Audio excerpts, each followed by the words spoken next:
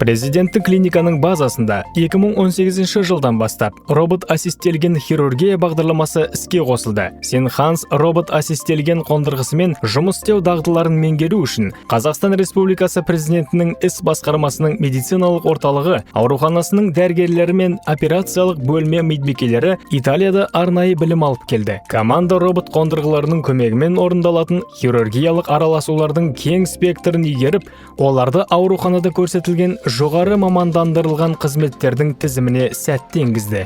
У нас на базе хирургического профиля біздің хирургиялық бейіннің базасында травматология, нейрохирургия, рентген эндоваскулярлық, кардиохирургиялық қызметтер жұмыс істейді. Сондай-ақ көз микрохирургиясы, лор және тағы басқа бар. Біз қазіргі таңда бүкіл әлемде жасалып жатқан хирургиялық араласулардың толық тізбесін орындауға мүмкіндігіміз бар.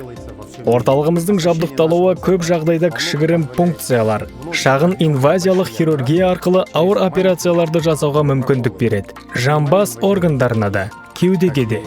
Біз мұндай операцияларды буындарға, омыртқаға, миға да жасаймыз. Эти операции мы можем проводить на суставах, на позвоночнике, на головном мозге. Қазіргі уақытта ауруханада жасалатын операциялардың басым бөлігі эндоскопиялық технологиялар мен шағын инвазиялық қолжетімдікпен жүзеге асырылады. Пациент үшін шағын инвазиялық технологияның басты артықшылығы хирургиялық жарақатты азайту, қан жоғалтуды төмендету, операциядан кейінгі ауырсыну деңгейін азайту, тез қалпына келтіру және косметикалық тұрғыдан да жақсы әсері бар.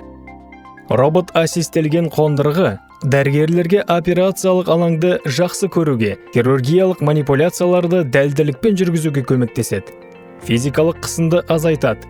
Робот қондырғылармен жасалатын операциялар қауіпсіз.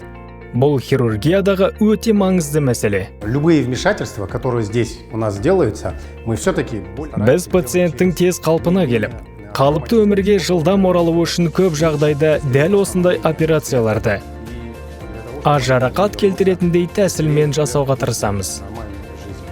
Дәрігерлерге робот-ассистелген хирургия бойынша бағдарламаны іске асыруда Европа мен ақштан келген шетелдік мамандар көмегін береді. Ай сайын шетелдік әріптестермен бірлескен шеберлік кластар шеңберінде операциялар жасалып, пациенттерге консультация беріледі. Аурухананың бірнеше қызметкерлері Италияда жаттықтырушыларды дайындауға арналған арнайы оқудан өтті және енді өздері де тиісті сертификаттар бере отырып, робот-ассистелген жүйеде істеу бойынша басқа мамандарды оқыталады.